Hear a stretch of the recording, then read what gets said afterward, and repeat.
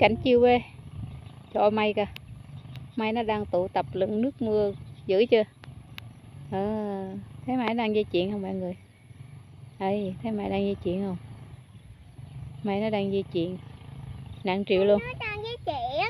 Nó đang dây chuyện, nước mưa nó nặng triệu luôn. Mấy cái này bye bye hả mẹ? Mây. Mày. Mây nó đang dây chuyện đó con.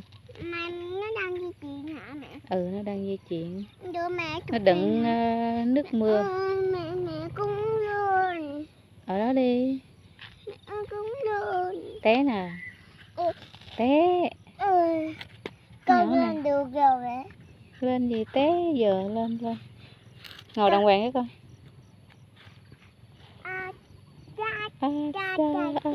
Té đó nha.